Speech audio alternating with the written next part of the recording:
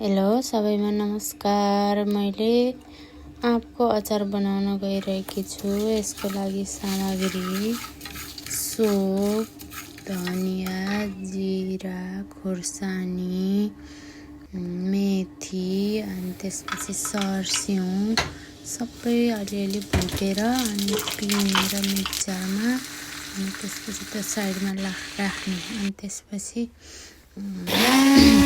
आँप काटेर अनि आँपलाई सबै थुप्राएर अनि आँप राखेर एकछिन पकाएर अनि यो पिनेको धुलो मसला त्यहाँ एड गर्ने। अनि त्यसपछि भेली नभए चिनी भए पनि हुन्छ। मैले त भेली थोरै भएको कारणले मैले भेली र चिनी दुइटै एड गरेकी छु। कस्तो लाउँछ बनाएर खाएर हेर्नुहोला। मेरो भिडियो अन्तिमसम्म हेरेर सुझाव सल्लाह दिनुहोला कस्तो भएको छ भन्ने कुरा। मैले जापानमा पहिलोचोटि भने पनि हुन्छ यो आँपको गुलियो अचार बनाएको।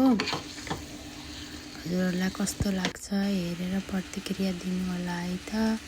नमस्कार, धन्यवाद सबैजनालाई। बाई बाई, सी यू अर्को भिडियो।